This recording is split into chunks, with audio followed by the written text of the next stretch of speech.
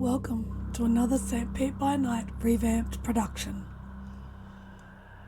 The following is rated for mature audiences and may contain graphic themes that will be distressing to some viewers. As always, we recommend you ensure the safety and well-being of yourself and those around you at all times. Viewer discretion is advised.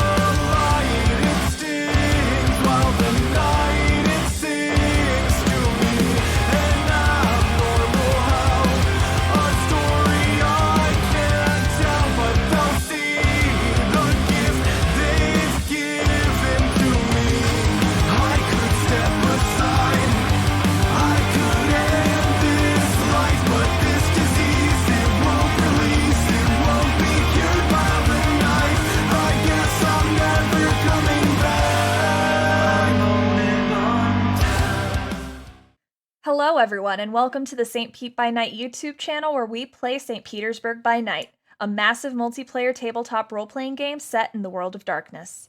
We play Vampire the Masquerade, Hunter the Reckoning, and Werewolf the Apocalypse. My name is Crafty Mirage, and you can find me on all social media at Crafty Mirage, and I am one of the storytellers here at St. By Night. Make sure to check out St. By Night on all major social media platforms. We're on Twitter, we're on TikTok, we're on Instagram, and we're on YouTube. Of course, we're also on Twitch, but you should check us out on our website, SPbN.com. We have our city map, we have our storyteller profiles, and we have our one-of-a-kind threat meter. If you aren't already a subscriber here on YouTube, you should go ahead and hit that follow button and catch up on all of our chronicles and their episodes. And if you're interested in playing with us, come and join our amazing Discord server and be a part of our amazing community.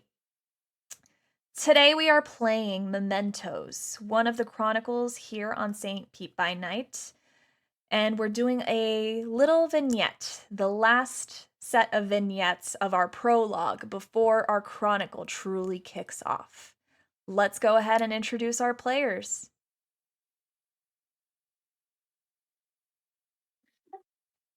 Hello, I'm Ro. I play Sean Allen and Nosferatu. We find ourselves in San Antonio, Texas. It is hot tonight. Despite it being only April, it feels like it's already summertime, even at 9 p.m. in Texas. Sean Allen is a young Nosferatu who has lived in this city his entire embrace, and I believe most of his life.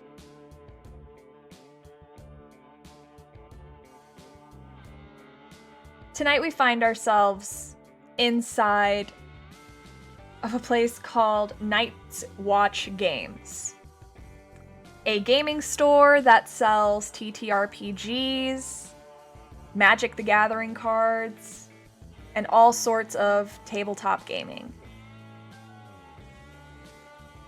Sean, you are kind of just relaxing tonight. You're looking around, seeing all of the games that are being played.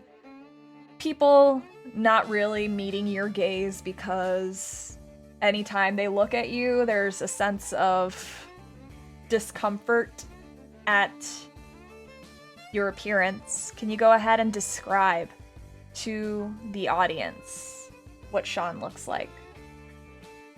Yes, Sean is pretty much covered around 90% of his body in burn scars.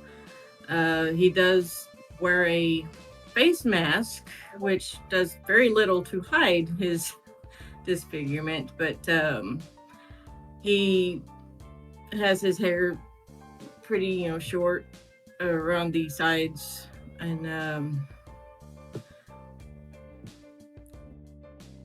yeah.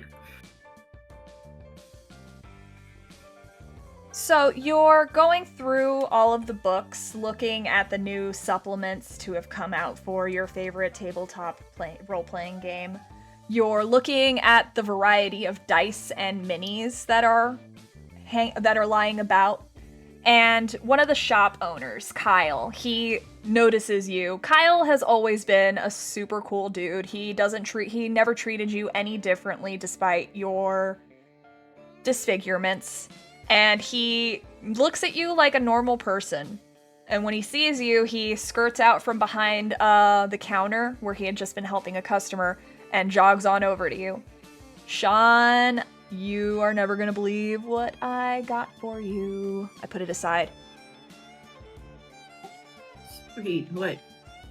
He pulls up a copy of a limited edition printing of your favorite tabletop role-playing game that has it like one of those like collector's editions, like special covers. And waggles his eyebrows a little bit. We managed to get a collector's edition in. Holy shit. Yeah, the staff, we were able to get our own copies, but there just happened. It seems like there was a shipping mistake and someone just happened to order an extra by mistake. And he's like holding it in front of you, waving it a little bit. Nah. For real? Dude, you're one of the nicer people to come in here, in here. So like, yeah, here. Like, you're gonna pay for it regardless, but like if anyone is gonna have it, I'm gonna let my best customer have it. Heck yeah, dude. Thanks, man. Yeah, no problem. We also got some new dice in for tonight. Like in today's shipment, we also got some new like some of those cards for the newest batch that came out. It's pretty good. It was a pretty good day for the gaming community in general. Man, yeah, definitely. Was actually planning on getting a new set of dice. Never can have too many, right? Right? But, yeah, I have my break in 10 minutes here. If you were interested, maybe we could, play a round of cards. Hell yeah. At least a round or two, maybe. Yeah, for sure. I mean, you only come, like, I like that you come at, like, later in the evening, because, like, it's a lot quieter, and I'm able to get away and actually play a little bit with some of the customers. Yeah, I've always been a bit of a night owl. We all are these days. Daytime's overrated, am I right? Right. I mean, no one likes waking up early. And if Been there, done that. And if you really want the McGriddle from McDonald's that bad, you just wake up at 4 a.m. You just get it at 4 a.m. before you go to bed.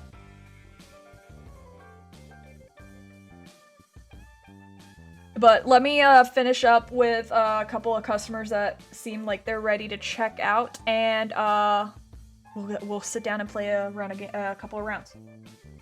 Hell yeah. So Kyle steps away. And you're looking down at the cover of your your soon-to-be purchase when your phone rings.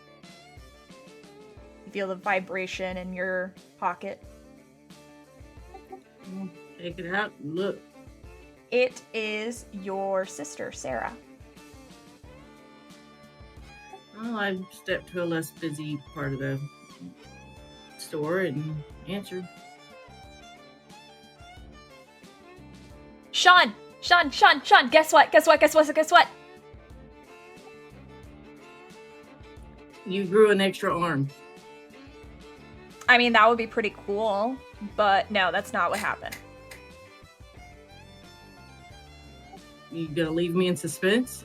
I mean, I should, but no. I got accepted into South Florida University. Really?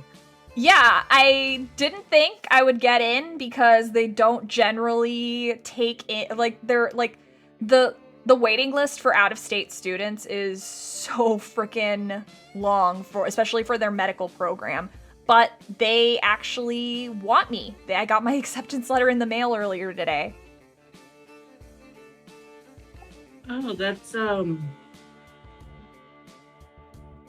fucking amazing. Like when?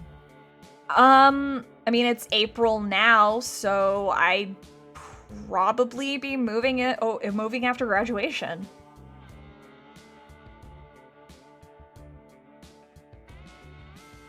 I mean, you're happy for me, right? I'm thinking of going. Yeah, I'm fucking happy for you. Why wouldn't you think I wasn't? Because you were quiet. Sounds like you were sad or something.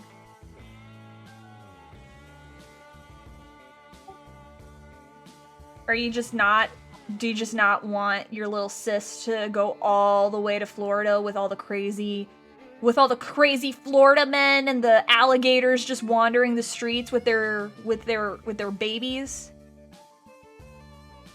I mean, yeah, like, do you even know how to wield an alligator? Wait, what? Is that a thing? Do I need to know how to wield an alligator in Florida?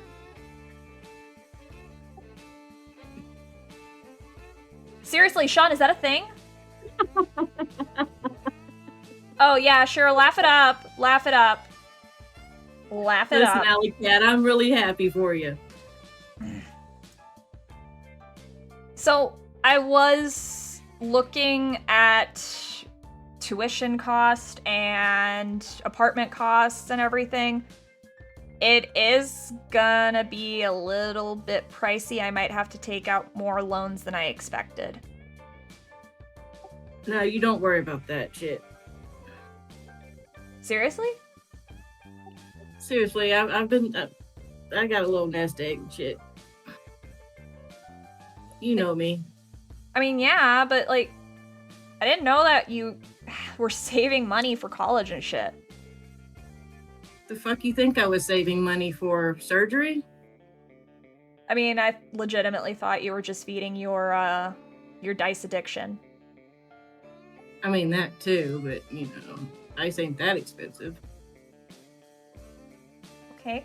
But, no, I was, like, actually thinking, how do you feel about maybe leaving Texas? What, like, wait, you want me to go with you and shit? Yeah. What's keeping you here, Sean, other than me? We could go to Florida. We could start fresh. There's a lot of opportunities for private security in Florida, apparently, from the quick Google search I just did before this phone call. You know, I'm gonna have to at least put in a couple of weeks, and that's not a guarantee, but... Come on, seriously, Sean. People around here suck. Texas isn't as good as it used to be. It's just getting crazier out here. I mean, Florida's not not exactly the best place either, especially with all the crazy shit happening there, but like it would still be a fresh start. And St. Petersburg and Tampa are actually pretty cool places to live, apparently. I mean, if you ignore the power plant okay, apparently a power plant exploded. They've got some pretty intense stuff in their news articles. Jesus Christ. Like, have you never heard of Florida man and Florida woman? There's like fucking reasons and shit. I didn't think that there would be an energy plant exploding, though. That's kind. Apparently, it was a eco-terror. Environmentalists can be terrorists now. Sean, I just learned something today.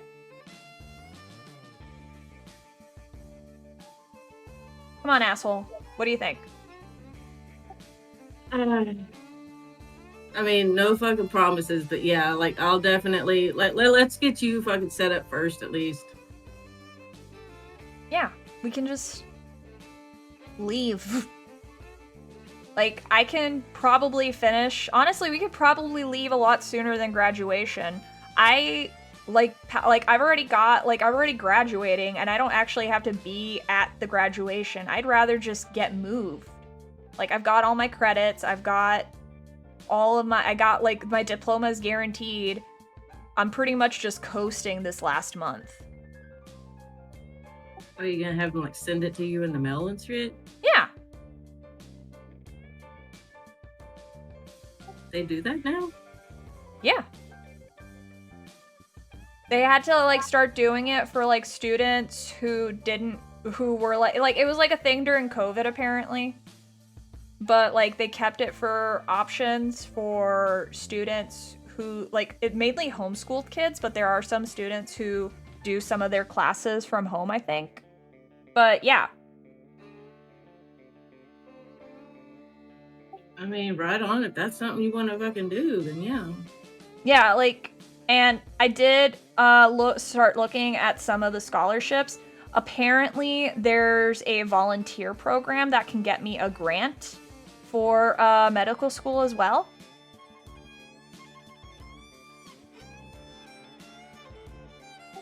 Right on.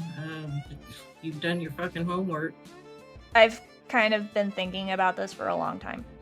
I've been wanting to get out of Texas, and I've wanted to get you out of Texas too.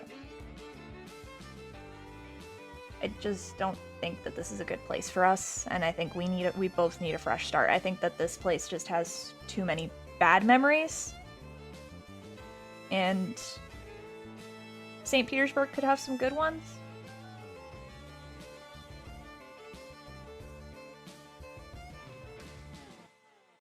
Oh yeah. Yeah, definitely. Yes. Fuck it. Let's do it. The first guy set you up. Yes! Awesome! Okay. I will start I'll start texting you a few places on Zillow that I've been looking at, and I'll also text you the information of the college, and I'll also text you the information about the grants that I'm applying for. And she just starts listing all of the stuff that you can tell would have taken weeks of research and preparation. Just takes it all in. And yeah, you can very much tell that this is something that she was hoping for and she was excited for.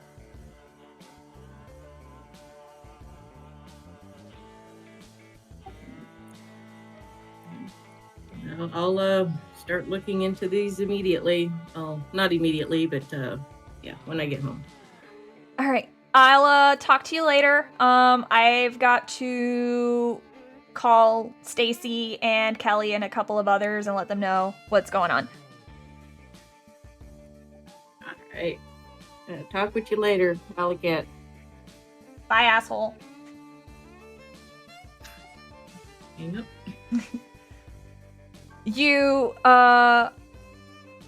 How are you feeling? What's going through your mind right now?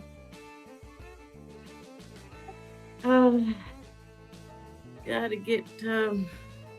talk to people. I can't just up and leave that easily. No. That's not how the Camarilla works, after all. Even in San Antonio. But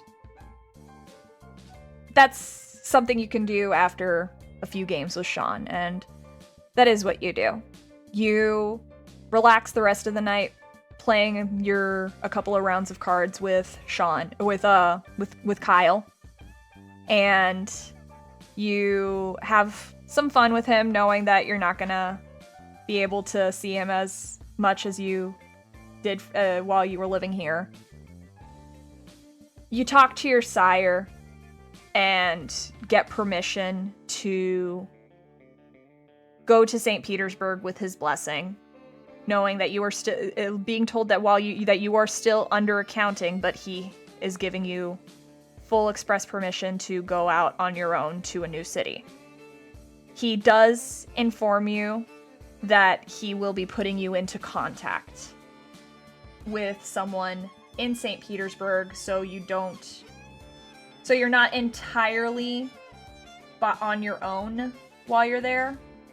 That you'll have someone that you know, and his contact's name is Scott Miller, a Brujah that he's pretty close with, and who he knows through his contacts within the prison system.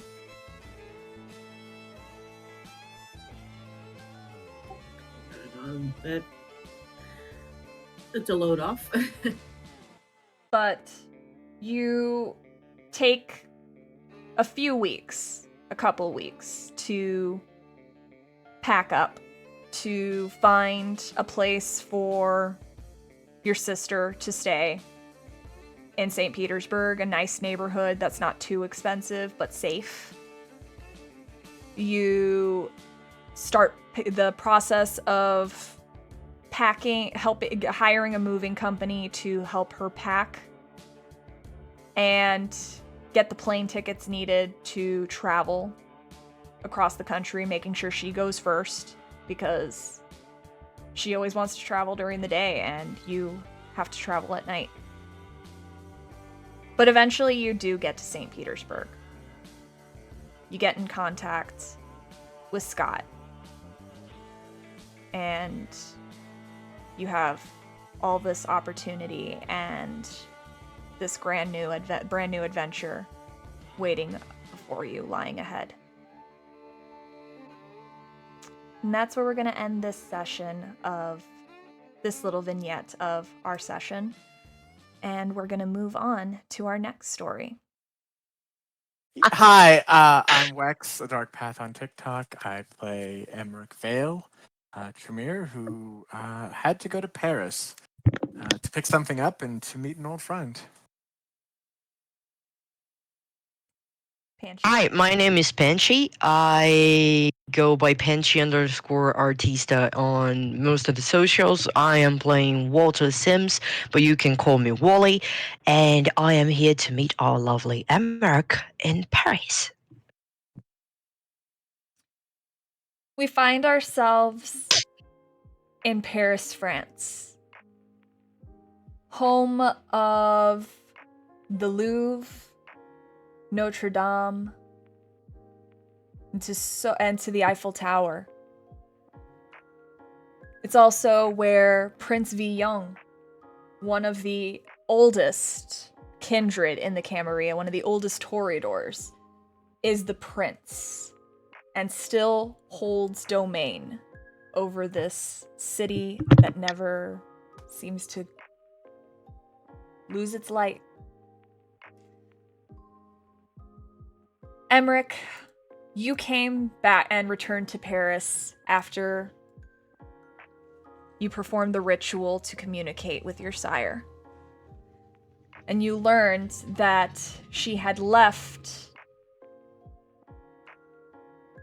a key behind in the safe house that she had transported you to from Vienna.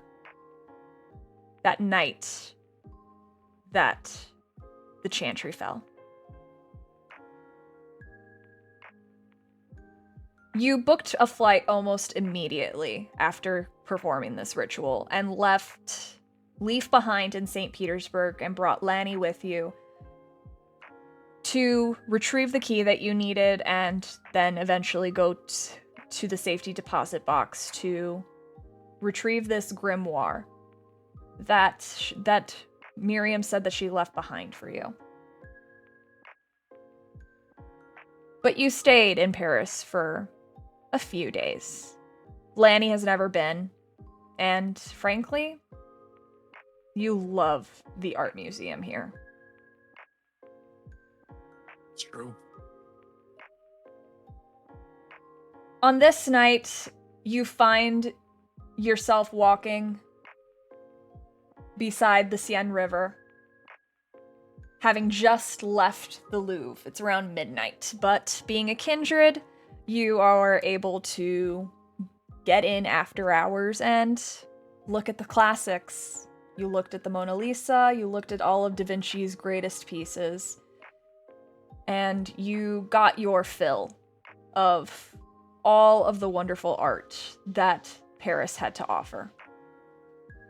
You, of course, had already made a point to make your introductions to Prince Villon upon arriving at the city and ensuring that you were only going to be here a few days before returning back to the Americas, as he called them. You find yourself walking along the sidewalk. There is some movement out during the night.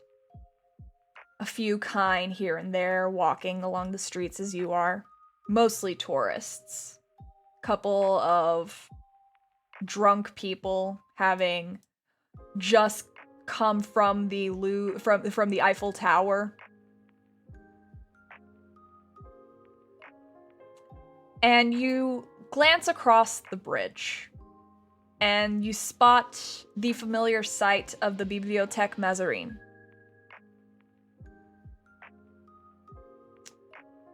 And you realize that you have an opportunity to visit an old friend. After all, this friend enjoys this library in particular, out of all of the libraries in Paris. So you and Lanny make your way across the Pont du Carrousel over to the Bibliothèque Mazarine and are allowed in via the special privilege of being undead. The inside of the Mazarine Library is iconic in terms of architecture.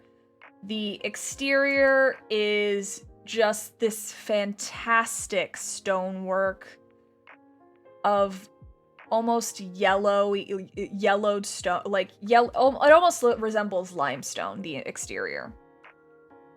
The archways leading inside, the classic windows. And when you go inside, you see the polished wood floors, you see statues, and you can smell the comforting scent of books and paper. You enter into the main area of the library where most people gather to study. And you see one desk that still has a lamp that is currently on. What would you like to do? I'm going to approach the desk, see if it's anybody I recognize, and if not, maybe get some guidance to where I might find some particularly obscure books. The desk you go to is empty. You see that there are papers and a stack of books, but there's no one there. Wally. Me. You are on the second floor of the mezzanine, and you are able to clearly look. You had heard the footsteps of someone approaching, and you looked over the rail of the second floor. And you see a man with brown hair slicked back walking beside a woman with short red hair that's shaved on the sides. Upon closer inspection, you realize that you recognize this individual. It's Emmerich, the Tremere who had gone and left Paris just less than a year ago.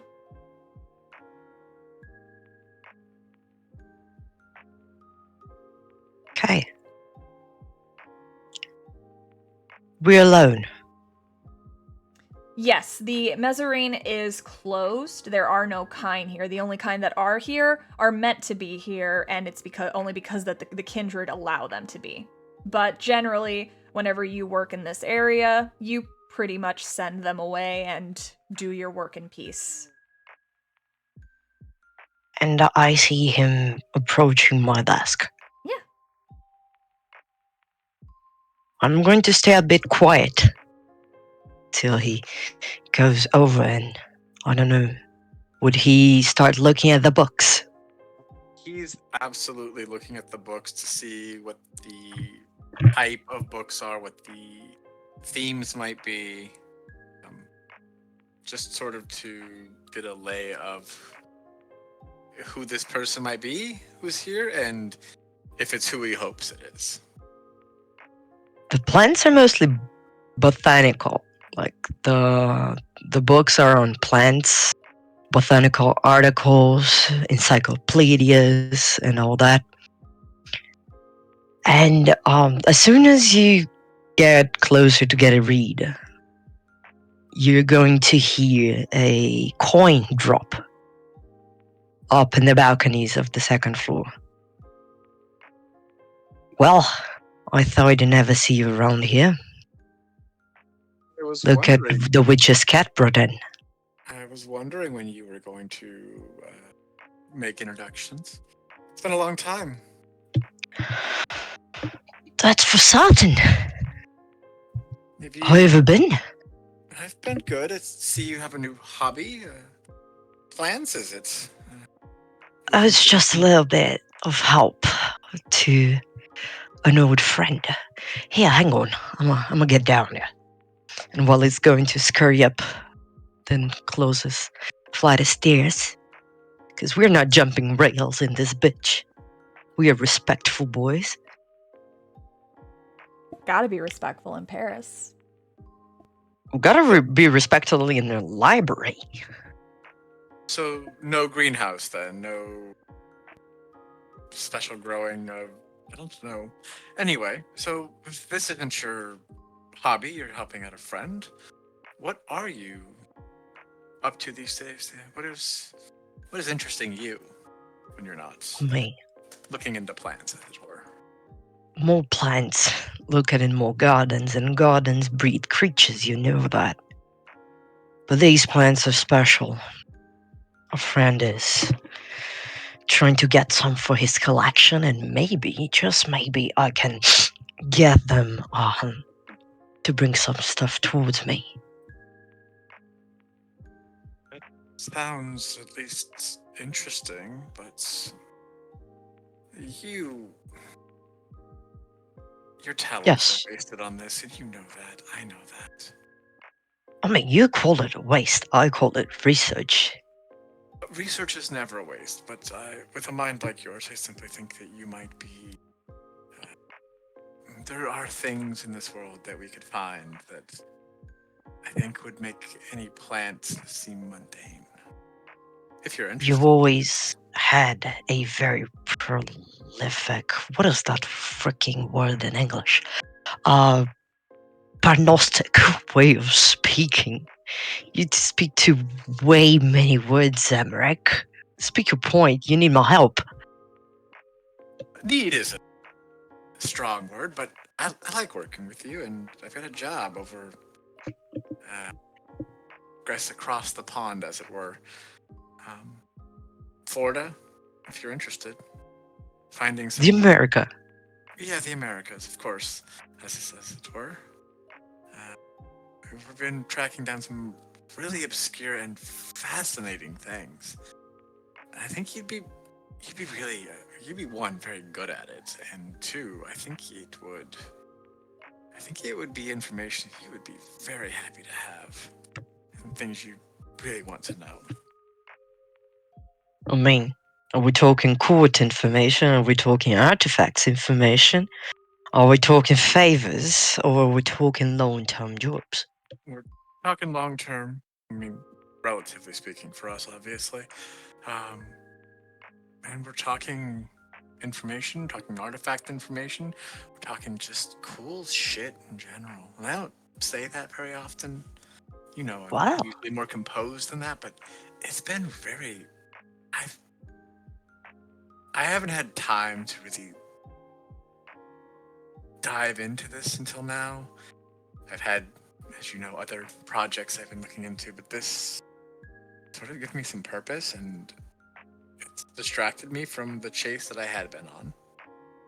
And I've got leads there now anyway, but at the end of the day, like this is, I find it fascinating, and I believe that you would find it fascinating too, if you're interested. If not, it's a long trip and travel's a pain. I can arrange it.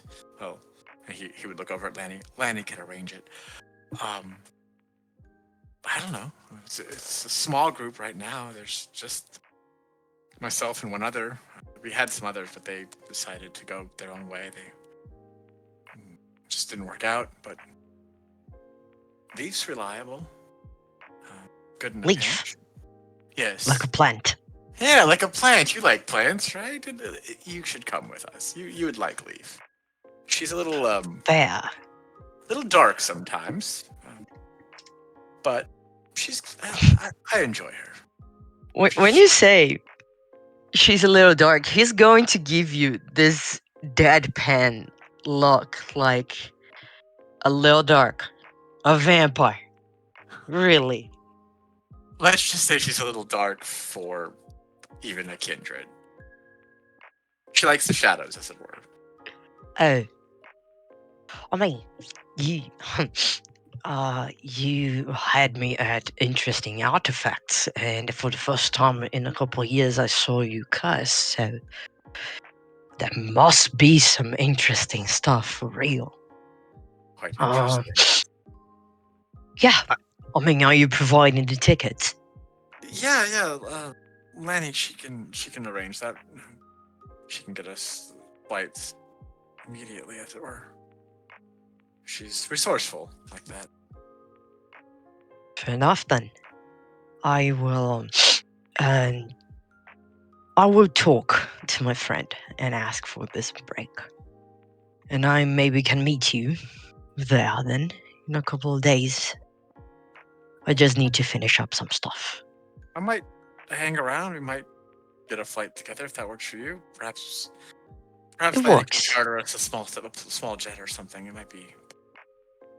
It's easier. We much don't want to easier. get lost, don't we? And we certainly don't want to get stuck in customs. And Yeah, that's not a pleasant experience. And as far as interesting plants go, I haven't had a lot of time to explore the botanical gardens in Florida, but I hear they are quite extraordinary, and there might be some samples you could use to further your own research. The plants are not for me, Emmerich, thank you. I realize, but favors are favors, and this friend seems like they're very interested in plants. Oh, And they are. You might find They something. would be amazed to see you talking about that by bloody Florida. Yeah. I know you've heard the stories, and it's not all untrue. There are some interesting characters in Florida. I'll give you that. But the court, the city is Where are we going? fairly good. Where are we going? St. Petersburg. Have you heard any of the rumors about the kind of, I would say chaos is the wrong word. Have I? Wally, go.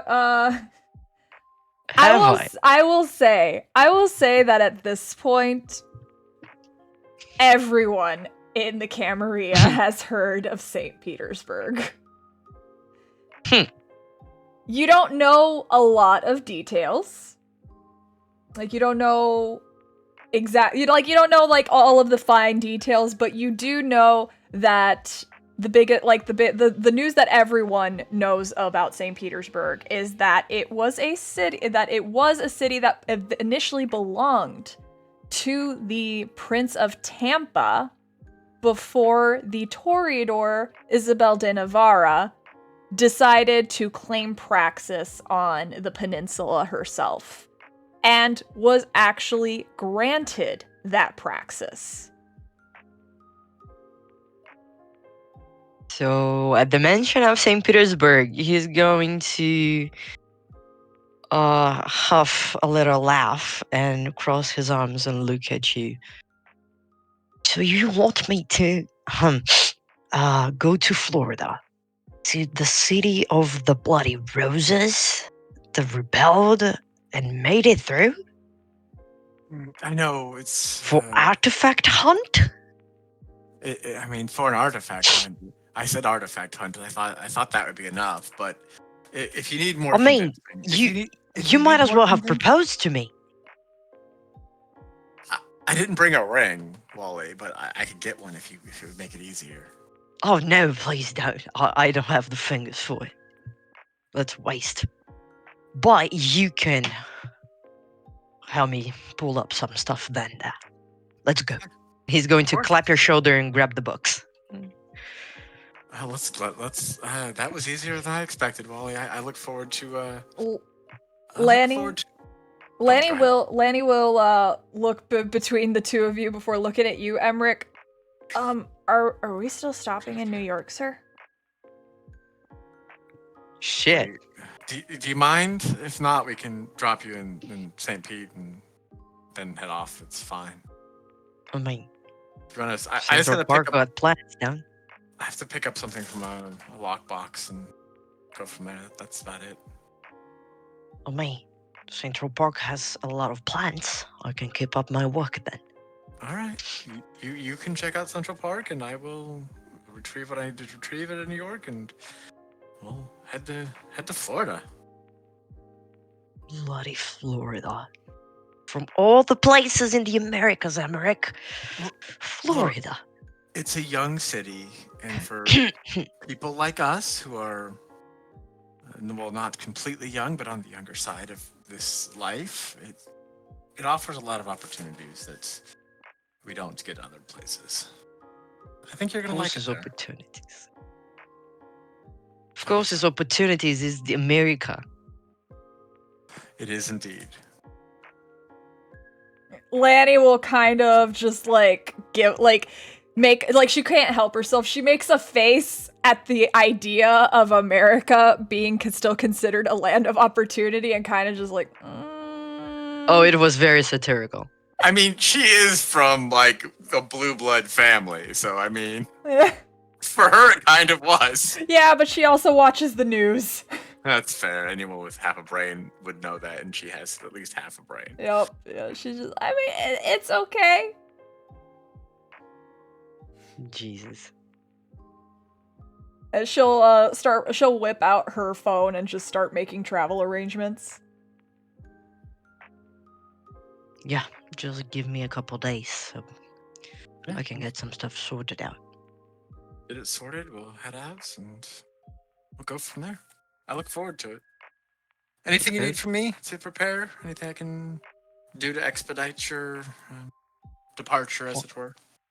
Find me a good hospital. In Florida, or? In Florida. Yeah, there's plenty. Well, I'll find you something. That's completely fine. Thank you. Do I want to know why you need a hospital? You don't need to know why I need a hospital. Okay, then I don't need to know. Thank you. As long as we're not bringing any additional cargo people, right? On the plane? Leave that to me. Lanny should know if she's chartering a plane if you're gonna bring people with us, but yeah, we can find you a good hospital. They are not going with us. That's not safe. Wally, you keep your secrets. I'm not going to pry. It's not safe for him to travel with me. The hospital would never let him. Who's? It's fine. You know what? I'll find you a hospital. What you do with that, who you need to put there, that is your business. I will stay out of it. We've known each other long enough that I know well enough to not poke any further. I will find you Yes. your hospital. As I am not poking, why are we going to bloody New York and then we're going to Florida instead of staying just there? New York is very, very more interesting. Depending on how New York plays out, we might have some discussions to have. I will let you know. Nice. You catch up the rest of the night, going over some manuscripts that Wally has found interesting in the library, sharing stories of interesting things that you've seen and done in the time you've been apart. And a couple days later, you get on an airplane headed to your destination, St. Petersburg. And that's where we're going to end this scene and on to the next. Hey, I'm Leisha, and I will be playing Parker, a 19-year-old Walmart employee. Parker is a mortal. She is a kind girl who recently moved from the Pacific Northwest to the area known as St. Petersburg, Florida, where her Uncle Sean and her grandmother reside. Parker managed to move in with her uncle and has regular visitations with her grandmother, and she spends her evenings and her afternoons working as a stock person within the local Walmart of St. Petersburg. Today we find ourselves at around 5 p.m. in the afternoon. Parker, you have just clocked in for your shift, but you haven't been feeling the best today. You kind of woke up, you had a migraine to start the day with, to start your day. You really didn't do much but nibble on your breakfast. Lunch, really. It's all the same when you wake up past noon, right? But you felt like you basically just nibbled on your food. You didn't even want to have your regular energy drink or your coffee. It was really just water today. But you got to make your money, you got to make your paycheck. So you went into work regardless of how you were feeling. You've just clocked in and you pull up your phone to the app where all of you, the employees of the building, get their instructions and their work assignments for the day. And once again, you've been put on stocking the end caps throughout the store. Great. How have you been feeling since moving to St. Petersburg? Well, it's been a bit of a bumpy ride getting here, but once I got here, it's been pretty good. It's kind of a fresh start. I'm looking forward to the life I'm going to build here. And how's Grandma been? How have your visits with your grandmother been? They've been great. She's been the biggest support for my move out here. She's always been my best friend. And I know that might sound a little cheesy because she's my grandma, but I love her.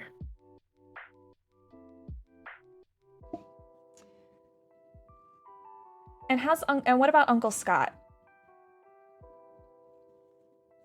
Uncle Scott's cool. I mean, he let me stay here.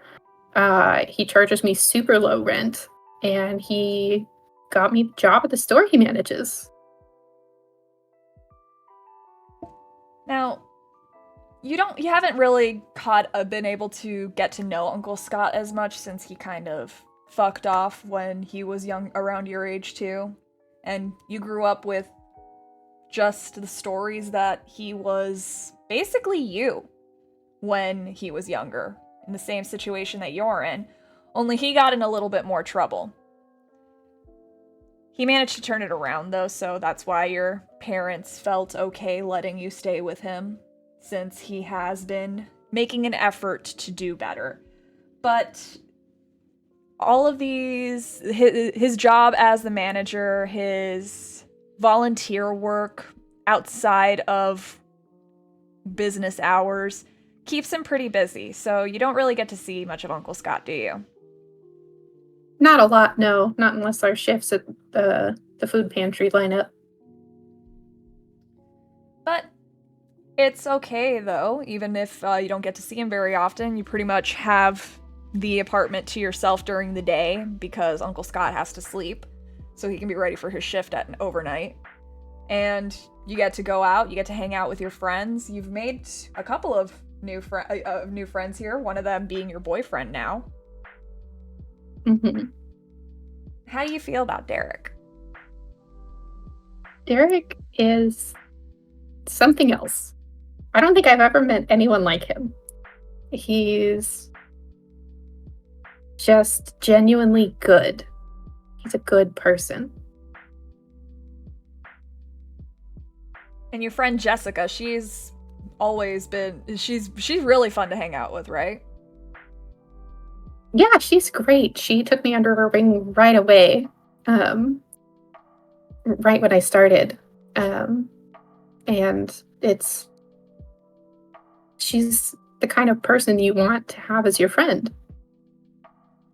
And it's nice to have a friend at work because God knows working at Walmart isn't exactly glamorous. Working in retail isn't exactly the glamorous life anyone wants. But hey, it's a paycheck, right? Yeah, and at least I'm stocking shelves at night, so not so many customers.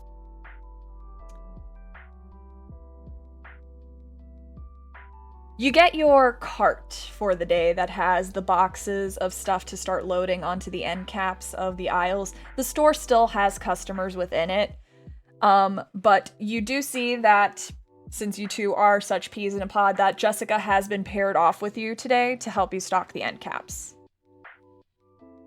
And you do see her heading your way. She has 2 bottles of Coke in her hands, one for you and one for her.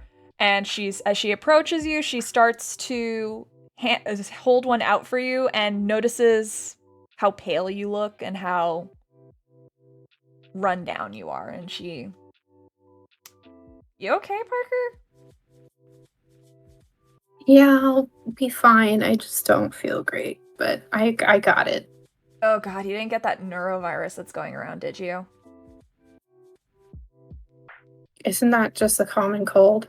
No, it's where it's where you kind of shoot out both ends. Ew. What? That's what it No. is.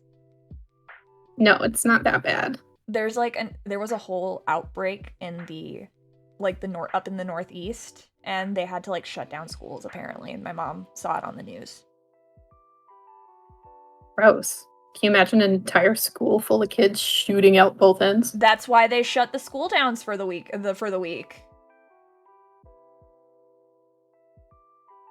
Well, I'll take the Coke anyway. Hopefully it'll help with my headache. Yeah, here you go. You two start getting to work. And you just start stocking. You take small sips of the Coca-Cola as you're working throughout, doing the first part of your shift. Go ahead and give me a composure and stamina roll.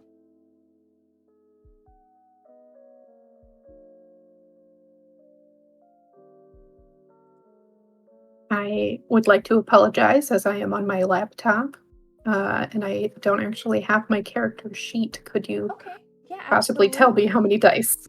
Yeah, one moment. Let me just pull up Parker's sheet.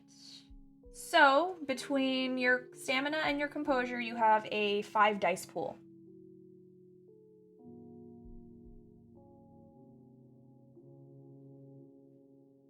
I got 2 successes. 2 successes. You start feeling a gurgle in your stomach. Like a sharp pain. You're not going to throw up or anything else, but it's not getting better. Your head is starting to feel worse. You're feeling a little overheated, your body feels hot. When you reach a hand up to touch your forehead with the back of your hand, you can feel that you're a little feverish, actually. I'm really not feeling good. Jessica will look at you and shoot you a look of concern. Do you want some Pepto or something? Some Tylenol? I already took some Tylenol before I came in. Can't take any more yet. You don't. And she reaches out to touch your forehead. Dude, you have a fever. You can't be working when you have a fever. But I'm not working with food. It's fine, right? I don't want to catch whatever it is you have, and I doubt anyone else will. Yeah, I guess you're right. Look, go talk to the shift lead. See if he'll let you go home early, because I can't, none of us can afford to get sick right now. I know it would suck to lose out on a few hours, but it's better to rest for tonight and take some medicine. She gestures to the pharmacy aisle, and hopefully feel better tomorrow than wear yourself down and get worse and then be out for even more time. You're right. You're always right. Okay. Yeah, I know. I'll go talk to him. And you see her pull some hand sanitizer out of her pocket and put it on her hands. All right, go talk to the shift manager. I've got this covered, and let them know that I'll be fine by myself if they try to make a fuss about me working by myself. Okay. Thanks, Jess. No problem. Just feel better, okay? Okay. You head to the back of the department store, and you find a manager, and initially they give you the typical capitalist corporate bullshit, just being like, are you sure you can't work through it? Are you sure? All that, the stuff that you shouldn't have to deal with, but you have to because this is America. Mm-hmm. But eventually, I show them the bottle of Pepto I brought with me from the aisle. Yeah. But eventually you do get the okay from this shift manager to head on out for the day. You step outside and the sun is beginning to set. You're hoping that traffic won't be too bad heading back home. And you probably should be arriving home just about around the time that Uncle Scott is getting ready to leave. Okay, then I can let him know what's up. Yeah. Now, how are you getting home? Well, normally I'd walk, but if I'm sick, I shouldn't take the bus, so I probably should walk. Okay.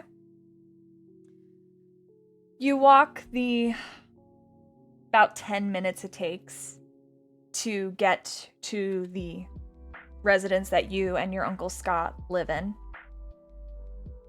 You fumble around with the keys and shove them into the door. By the time you get there, the sun has fully set now. And you go inside, and it's dark inside. Uncle Scott, are you up yet? You hear silence at first. Scott? You suddenly hear movement from the bedroom, his bedroom, and you hear the sound of furniture being shifted a little aggressively. You okay? Scott? I'm gonna go more into the house. Flip on the light. You turn the light on, and the living room and like kitchen area seems normal. Doesn't seem like anything is unusual about that. You see the sliding glass door of that heads into the backyard. Nothing unusual there. It's closed. The curtains are still drawn. They look undisturbed. You turn to look at your uncle's closed door.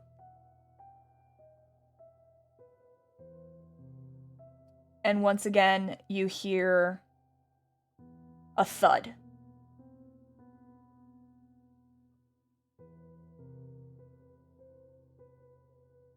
And a groan.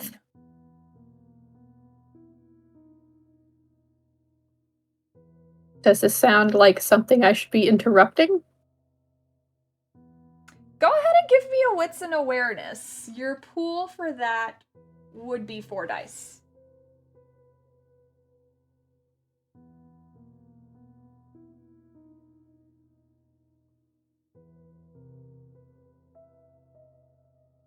Can I re-roll as a mortal? You can spend a willpower, yes. Okay, I'm gonna spend a willpower to re-roll.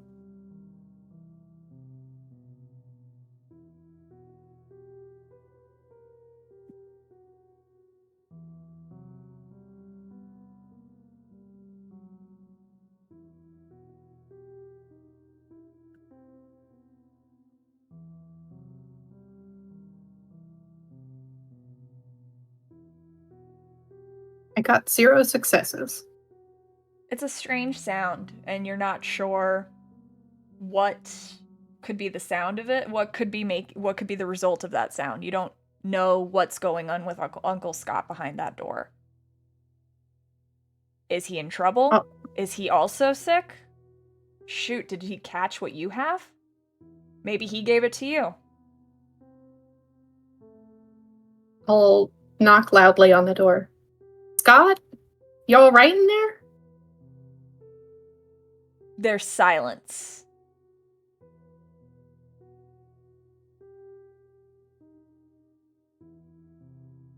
I'll knock a little louder.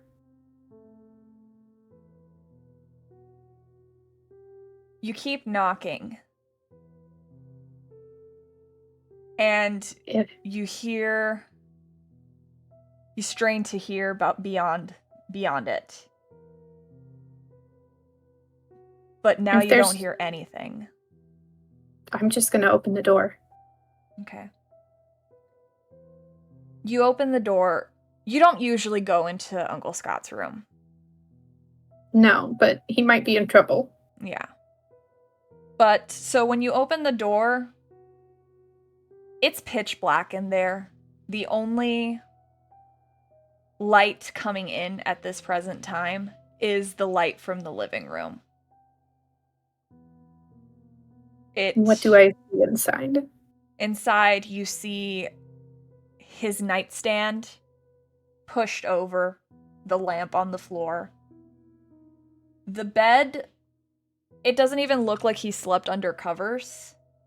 So it's while the bedspread is wrinkled, it is not as disturbed as it would be for someone who slept fully in it.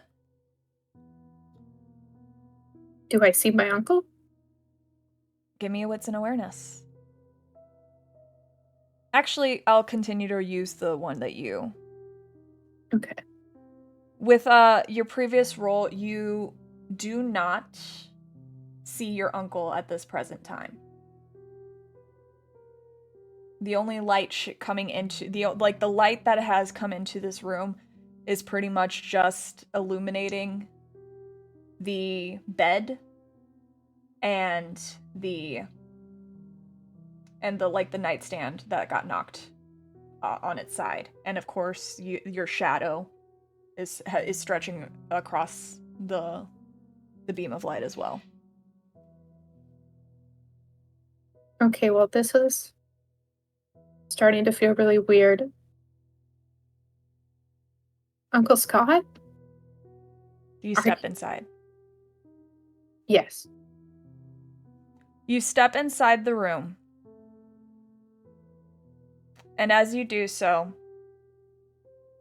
the door slams shut behind you. And you are suddenly plunged into darkness.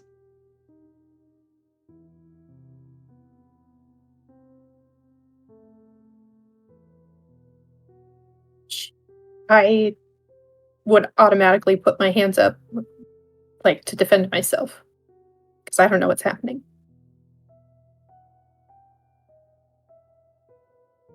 You feel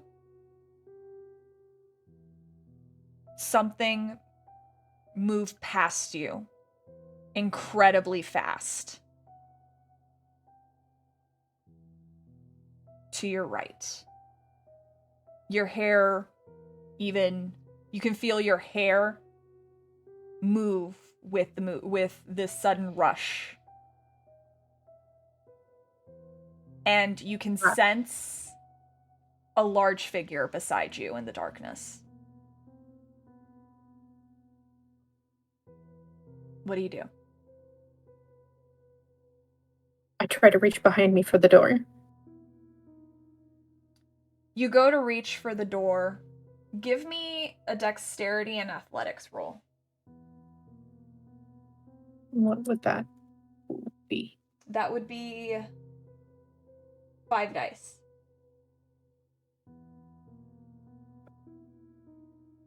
I got 4 successes. 4 successes. You manage to move back, take a step back, just as you feel a hand swipe in the direction that in the spot that you had been in. And you hear an almost feral growl of frustration. You begin to scream, and suddenly you feel yourself shoved very forcefully. Your feet leave the ground. You feel as you fly and your back hits the door of your uncle's room. Go ahead and take 1 superficial damage. Okay. Actually, no, it would be an aggravated damage because you're mortal. Mm-hmm.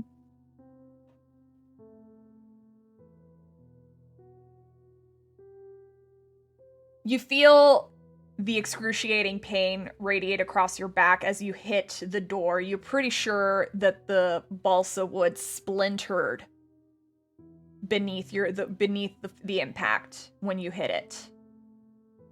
And you drop down to the ground. You can feel this presence, whatever it is, looming over you.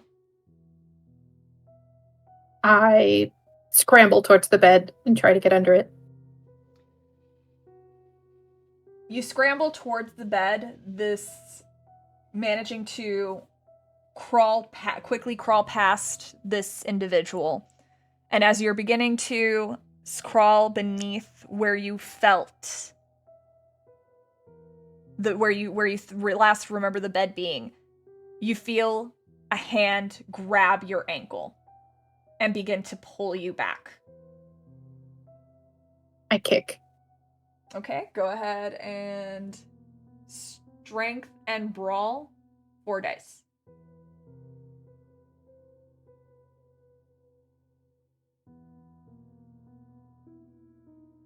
One success. You move to kick this individual, but you feel the other leg get grabbed.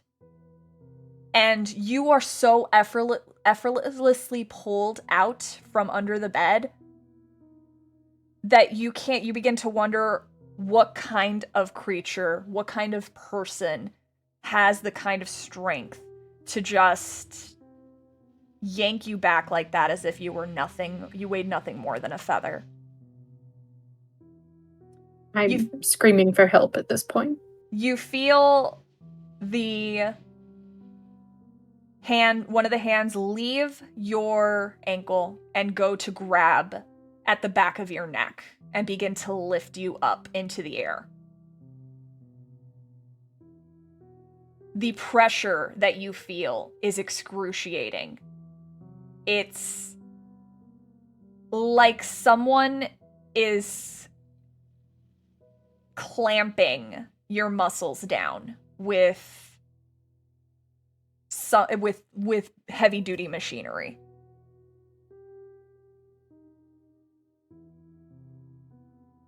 You're screaming through all of this. The individual pulls you back until your back is to their chest. You can feel nothing but pure muscle. And suddenly you feel a sharp pain in your neck.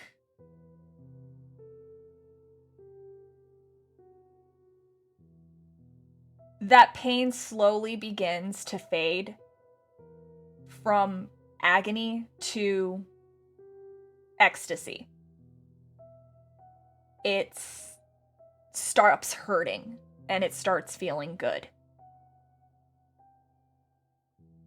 I relax completely. You relax in this grasp. And you can feel your head beginning to feel foggy and lighter. You can feel whatever this person is, their mouth on your neck. You can feel blood being pulled from your body. You can hear your heartbeat beginning to slow. The swimming in your head slows. The rushing in your ears begins to quiet. The darkness that you see before you starts to fill with spots. And you start to feel sleepy. Maybe if I sleep for a bit, I'll feel better when I wake up. You close your eyes, feeling even more tired and sleepy. And you can feel yourself drifting. Your breath slows. Your heartbeat slows. You go limp in this grasp.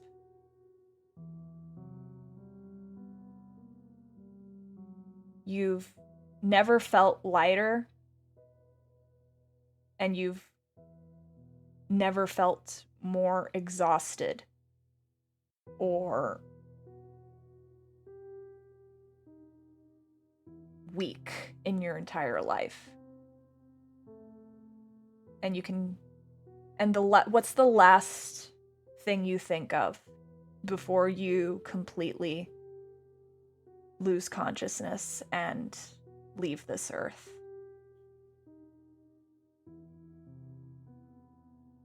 They're gonna try to get me to come into work tomorrow. And that is your last thought as a living mortal. You're in darkness for a time.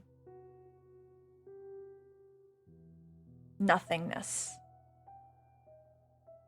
You're not even sure you're conscious in any capacity. But you do just remember nothing. The next thing you know, you feel warmth on your tongue. Well, not exactly warm, but you feel a congealed sensation on your tongue. A viscous fluid. And it tastes amazing. You can feel yourself accepting whatever liquid this is as it travels down your throat. You feel your pinky twitch. It's the first thing that comes back to life, that reanimates.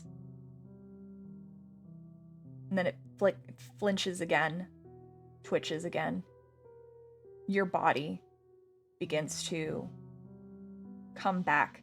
And suddenly your eyes fly open. And you shoot up with a gasp in your bed, in your room. It was a dream. It was just a bad dream. You see Uncle Scott standing over you. Red streaks of blood traveling on either side of his mouth and down his face from his eyes. God, are you okay? His head is hanging low, and he is shaking it in abject shame. And looks at you with such an anguish and despair. Why did you have to come home so early? Why did you have to come home early? I didn't feel good. Are you okay? What happened to you? I'm so sorry. I didn't want this to happen to you. But I couldn't let you. I was so hungry when I woke up. What are you talking about? You see him turn away, and as he says, fuck, and punches the wall of your room so hard that it literally goes deep into the elbow. Like, his arm goes through the drywall out the other end, out the other side. What the fuck, Scott? What is happening? He pulls his hand back. There's drywall, dust all over it. You also see that there is he has torn the flesh of his knuckles a little bit. And you see him look at it, flex his hand a little bit, and before your eyes, you see the flesh stitching back together, mending, as if magically.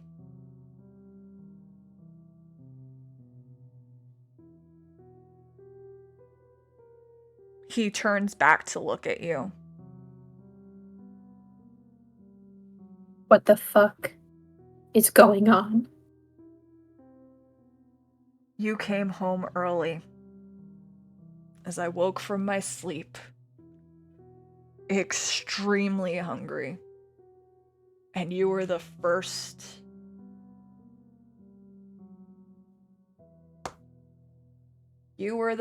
warm body I could find.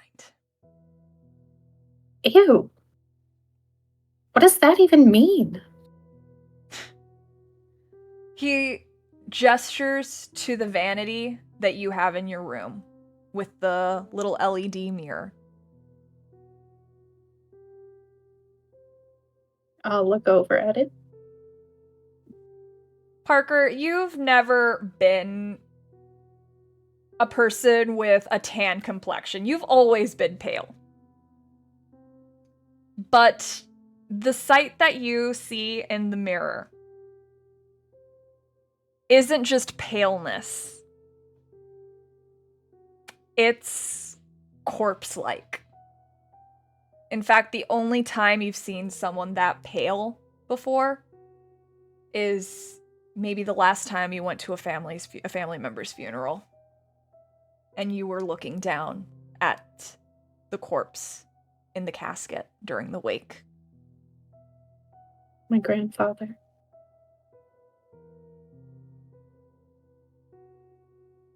There's no color to your complexion at all. There's no blush to your cheeks. There's not even any of that discoloration beneath your eyes anymore from the lack of sleep the night before. It's just a deathly pallid white.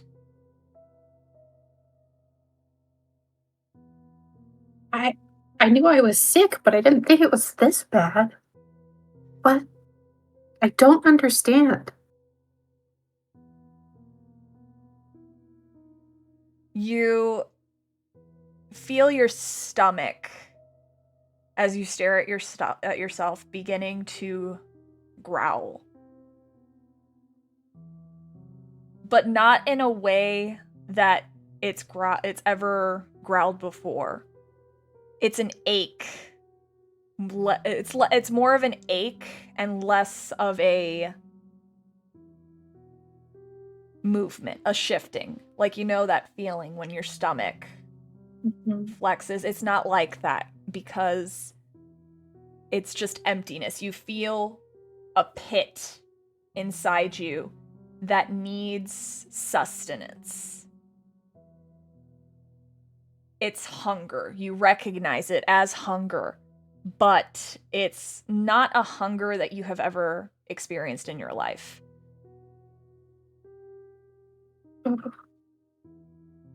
Why do I feel so awful?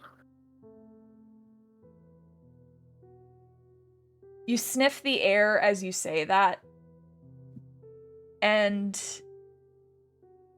suddenly smell something you actually that actually smells appetizing in the direction of Uncle Scott. I'll look over at him. You look over at him, and you're sniffing the air, almost tasting it on your tongue.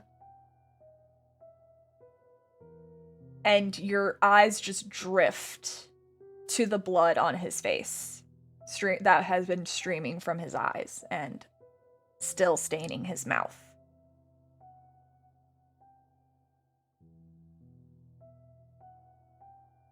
You, without realizing, suddenly feel a sharpness on your lip.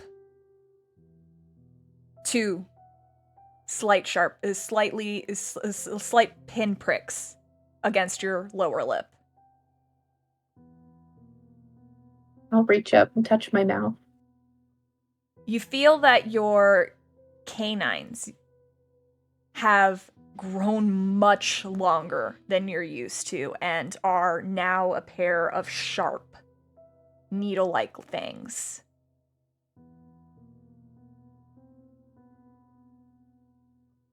Scott.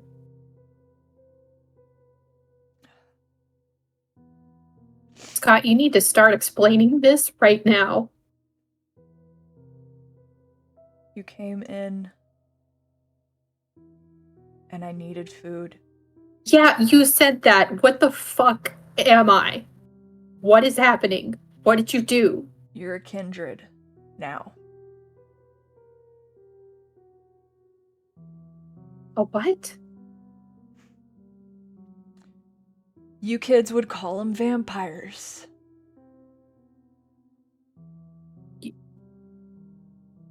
No. No. You're fucking joking. I'll reach up and touch my fangs again. You touch your fangs, they're still there. And if you turn to look at the mirror, you would see a clear pair of fangs in your mouth.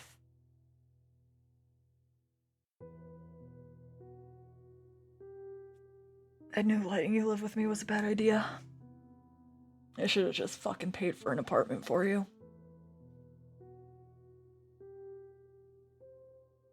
I knew this would happen. Fucking did it anyway. Wait a minute. You knew this was gonna happen? I knew that keeping you here would have been a risk, because you were still living.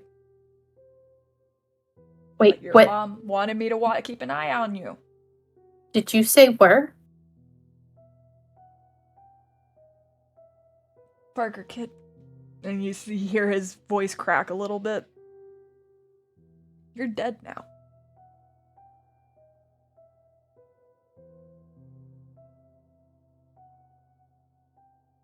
What? I killed you. I drained you completely. You were dead.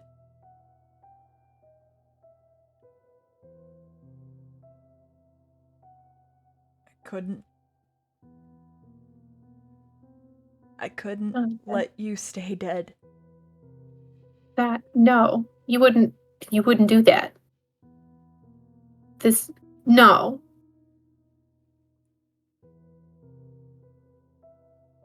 Drain him dry. You hear a voice in your head. You're hungry. Why not? Look at him. He's got what we need. Just drain him dry. He killed you. Why not do the same to him? No. What? He looks at you as you mutter to yourself. You're hearing it, aren't you? I just stare at him. We all have one. We're not just normal people anymore. Being what we are, we have a monster inside of us, demanding the one and only thing it wants, which is to eat. It wants you to drain everyone dry, right? I bet it wants you to drain me right now because I'm the closest blood source.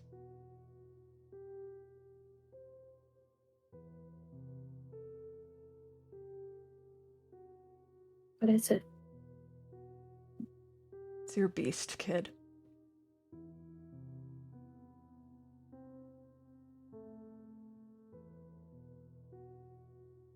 My what? Ugh. But I keep looking at him because he's still covered in blood. And he grabs just a random shirt from your closet and just wipes his face with it. No, not my Nirvana shirt. Ugh. It's black. Calm down. Better get used to wearing black because there's going to be a lot of mess in your future. Fuck. Assuming either of us has a future now. What does that mean? What is that? What? Oh. I didn't have permission to make you.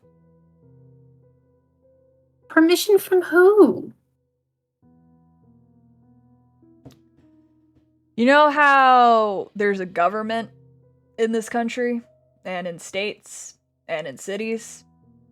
Yeah. Well, most cities, at least major ones like this one, have what most conspiracy theorists would call a shadow government. Which is run by fucking vampires. No. Yeah. That's ridiculous. You can believe it or not. You can believe it or not. Regardless, you're gonna be sinking your fangs into someone's throat at some point. Now, do you want to do that safely? Or do you want to just get caught by fucking Hush? Damn it! By what? I need to... I'm not gonna be able to hide you, fuck.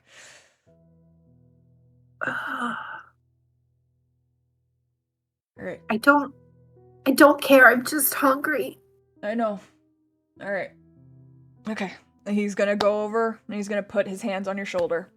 I promise that I'm going to explain things to you as best I can. But we're gonna get you something to eat first. Good. And then I'm gonna have to take you to the Museum of Fine Arts. The museum. Yeah. And we're gonna have to talk to someone. But I'm gonna do the talking, okay? Okay. You're not gonna say a damn word. Yeah, sure. Just how do I fucking eat? Okay. Uncle Scott takes you and he leads you out of the apartment, puts you in his car. You go to St. Petersburg General Hospital, of all places, where he leads you to a section of the hospital that is usually only reserved for staff. And he speaks to a woman with bright red curly hair who gives you both some rather sharp looks before nodding and turning over a bag of blood for you to consume. Just a single bag, though. Mhm. This. Ugh. He takes you back to the car with the blood bag, insisting that you drink it.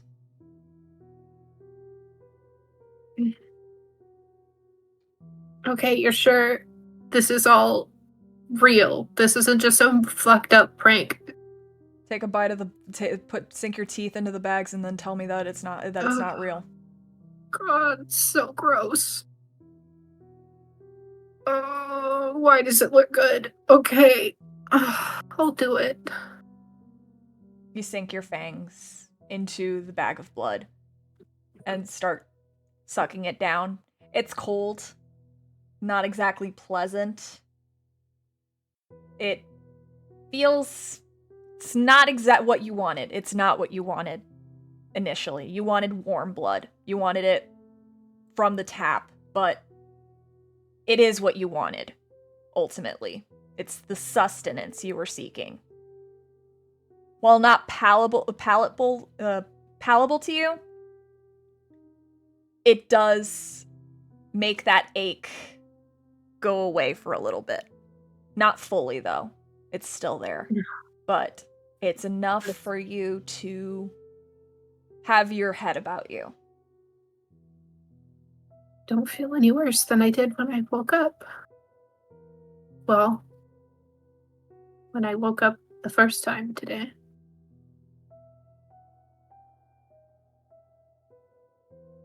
Yeah, well, hopefully you wake up tomorrow, too. What does that mean? Means that we gotta go see Carmine. Okay. Why does that sound so ominous? Because he's gonna decide whether or not we live or die. You're joking. You look You gotta at his be face. joking. He is not even looking at you, staring straight at the road as he drives towards the downtown area. You're not gonna say a fucking word. Understood? I slam the empty blood bag down on the floor of the car. Fine.